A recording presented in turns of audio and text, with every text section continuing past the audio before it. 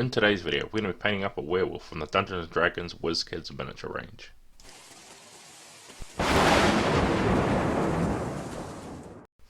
Okay, so starting off with our pre-primed werewolf here, what we're going to do is we're going to come in with uniform grey, and we're going to be using the uniform grey to be doing the big base part of our miniature, which is going to be our miniature's flesh and skin. We're going to be going over that with uniform grey here. We want to, and I'm purposely trying to avoid all the tufts of hair you can see on the miniature just all around this body, because what we're going to be doing is we're going to come in with a different color to do those. So we just want to do that. Also the claws here, and don't forget about the legs and that. We also want to just make sure we give a nice good coverage. So if you cast on the first pass with the paint and it's not quite enough, just wait for it to dry and then come in with the second layer of paint until it's all nice and you have a good coverage over the whole area we're painting. So once we have all that grey dry, what we're going to do now is going to come in with basalt grey from Vallejo. Now this here is a darker grey than we were using before with our uniform grey, which is more of a bluish grey. This here is a lot darker grey, so it's going to be a lot of good idea to separate out the greys if we can. So it's going to look a lot different on the model, which is why I've gone with the two different coloured greys here. I've gone with the bluer grey for the skin and then our basalt grey here that we have for all the fur. So don't forget to go all up along the back like you can see here, and don't forget about the tufts on the arms as well, which has got some big long fur coverage on there. So again, now I'm just using a sort of a careful touch to get all those areas. So I don't want to paint over the areas that we've already painted over, just trying to avoid them. So that's why you can see me just slightly just dabbing it on those edges there, just so I can have a little bit more control between those two areas while painting. So once we have that all painted up, what we're going to do now is we're going to come in with Monster Brown. I'm going to be using Monster Brown to be doing all the tattered clothing that our werewolf has on him. So see here, he's got sort of like a tattered skirt and pants on here, so we want to make sure we cover that all in with our Monster Brown. Now it may be a little bit hard to see here, or even I may not have mentioned it while painting the skin of our werewolf here, but this tattered bit of clothing has a lot of holes in it where you can see underneath to the werewolf skin. So what you can do is you can just go in there with your skin color just before you go to paint over the brown areas and just dab a bit of that paint in there so you can see that underneath skin through these holes. Okay, so now with that done, what we're going to do is we're going to come in with some ash grey now, and what we're going to be doing is we're going to be dry brushing with the ash grey, and we're just going to be dry brushing over the areas we've done in our basalt grey, which is our dark fur area. So all over the head and the back here, we can see just catching those edges, just being a little bit careful where I'm placing the dry brush so I can avoid all those areas that were painted over with our skin. But if you do manage to hit some of the areas with the skin, don't worry, just come back with our original uniform grey and just paint over those areas so we can cover it up. Okay, so once we've done that dry brushing, what we're going to do now is we're going to come in with hemp rope, and we're going to be painting up the straps on the werewolf's tattered clothing that he has here. It's sort of like some sort of like loose banding or just some leather straps that he's got on here. So I'm going with some hemp rope here, which is a yellowish colour, and I thought it would stand out a little bit amongst the colours that we're using here, rather than going with another darker brown or something like that, just to vary up the colours that we're using here. Now the straps are quite little, so if you need to, come in with a smaller brush, and if you do over paint some areas like I do on mine, just wait for it to dry and come back in with those colours where you need to touch up with. Okay, so once that's complete, what we're going to do now is we're going to come on with charred brown from Vallejo. I'm going to be using that to be painting all the dirt covering that he has on the ground of his base. So he actually has a nice detailed base here, where he's sort of just walking across this groundscape here with a bunch of rocks on it. So what we're doing with the charred brown is we want that nice dark earth coloured here. So we just want to make sure we give a nice good coverage over the areas, avoiding some of the rocks, but we won't have to worry too much about that because we'll cover that in the next step. Okay, so once we have all that base covered in our brown, what we're going to do next is we're going to come in with leather brown, and we're going to be dry brushing over the whole base area now, just to lighten up some of those areas. And this is why I said before that we're not going to worry too much about those rocks that are on here as well, because we're going to be picking them out just after we do this dry brushing. So rather than painting them on and then getting some of this brown on here, we're just going to dry brush that first to save ourselves a step. Okay, so once all that's been dry brushed up, what we're going to do now is we're going to come in with Castle Grey, and like I said before, we're just going to be picking out all the little stones that he has on his base. Now he's got quite a few on his base, so I'm guessing he's sort of walking through a beaten path or something like that. That's sort of the vibe I'm going to go for while painting this up. So if you need to, just come in with a smaller brush just to pick out all the little stones all over the base. Okay, so once all the stones have been picked out, what we're going to do now is we're going to come in with matte black, and we're going to be using the matte black to be painting up all the little extra bits of detail and stuff on our werewolf here. So what we're going to be doing is we're going to be painting up things like in the ear here. So now I've grabbed a lot finer brush for this, so I can really get into the nice sculpted part of the ear that he has here, and you can see that I have to move the miniature all around to get the best angle. Now don't be afraid to do that.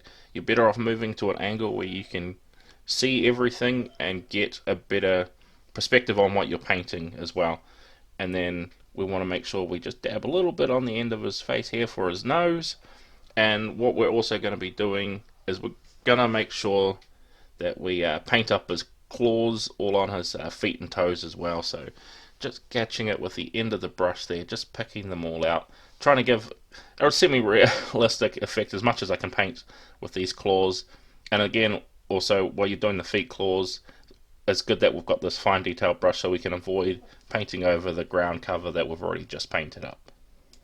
Okay, so now with all that black detail finished and painted up, what we're going to do now is we're going to come on with matte white, and we're doing one last little bit of detail on our werewolf, which is painting up the eyes. So again, I've just come in with that really fine brush that I had for doing all our black detail, and I'm just going to be going in there and painting up the eye. Now, one thing when painting this I didn't realize until after I'd finished is I think it might have looked a little bit better if I had painted the eyes yellow, just so it would have popped a lot more on the miniature. So if you want to, you may want to come in with a yellow, or you might want to stick with a white like me, which still gives off that menacing look. It can just be a little bit harder to see on camera with the white rather than the yellow. Okay, so now what I'm going to be doing is we're going to be adding some highlights. So to do this, we're going to grab our uniform grey and matte white that we used before, and we're going to be mixing them together. So sort of for every 2 drops of our uniform grey, we're going to be adding in just 1 small drop of matte white in there, and mixing them together just to lighten up our uniform grey here. And what I'm going to be doing, a little hard to see here, the camera's going in and out of focus, is just going to be hitting the highest points of our werewolf here. So just like the top of the muscles and where we can see the sort of big areas popping out.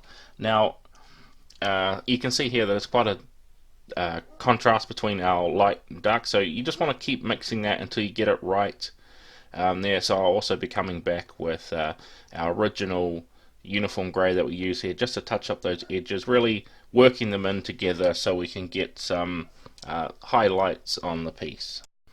Okay, so once we've done that, what we're going to do now is I'm going to come in with some flesh wash, and what we're going to be doing is we're going to be covering all the area of the skin that we painted up before with our uniform grey. Now you can see here that I've been continuously working the area that I said before with our highlights to blend those in a little bit. Now it'll take a little bit of time and just getting those colours right, so where it looks like there are high points on the miniature. I know it can be a little bit hard to see on camera, but I've made it so it's more subtle than when I applied it first. So it's just coming back with those layers each time, just highlighting just those very tops of the spot. But what we're doing here, of course, is just coming over with our flesh wash, really giving a good coverage everywhere and making sure that we're not pooling in big areas as well. And also don't forget the little areas on our tattered clothing that he has here, just in between. Make sure to hit those with the flesh wash as well.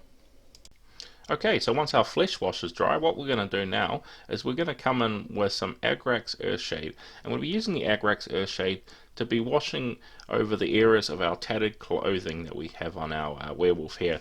So making sure that we do a nice coverage here of the agrax earthshade all over the tattered clothing, and I'm just being a little bit careful to avoid the areas that we've put in the flesh wash from all the little holes that you can see in his tattered clothing. Again too, we also want to be using the agrax earthshade to be painting, I should say covering over our ground of the base as well. We want to make sure we hit that with the agrax earthshade too.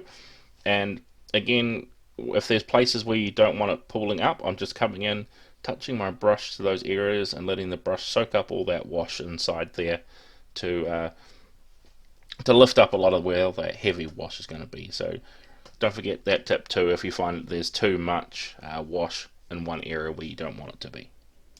Okay, now with our robes and our ground cover done, what we're going to be doing now is we're going to come in with some nuln oil, and we're going to be using the nuln oil to be covering all of the remaining fur that we didn't cover before of our werewolf.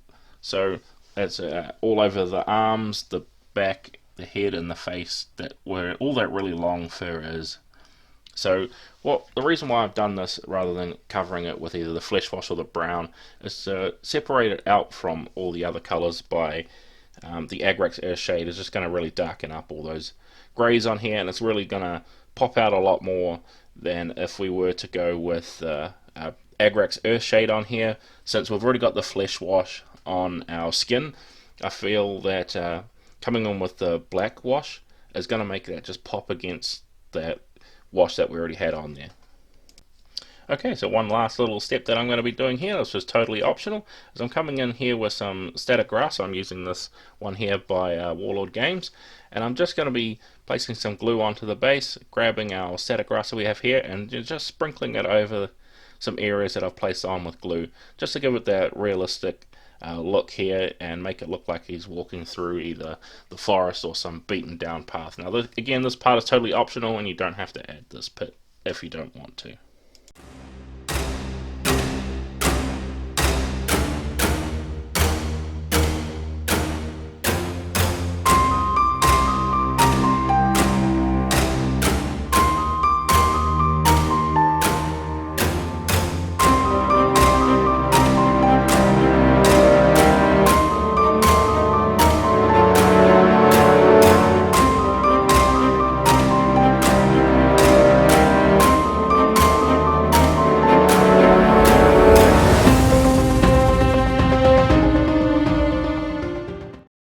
And with that, we have now finished painting up our werewolf miniature from the Dungeons & Dragons WIZKIDS range. And you can see here that just with this relatively simple miniature, by adding in the things with the different coloured of greys and our browns in here, and placing in those different coloured washes in different places, as well as just adding in those tiny bits of highlight that we placed on here, which I like to do on these relatively simple miniatures, is add in some techniques that I'm not used to doing, such as the highlights, and I'm really trying to improve on those areas. We can make a relatively simple miniature like this pop out a lot more by just doing little things like that, and we can really define a lot of those individual areas on the piece. And with that, I'd like to thank you all for watching. I hope this tutorial has been useful for you if you want to follow along, or if you just enjoy watching me paint miniatures and you just like to watch the videos themselves. I'd like to thank everyone who considers watching, and consider subscribing if you enjoy what I do here. But with that, that's where I'm going to leave you, and I'll see you guys all next time.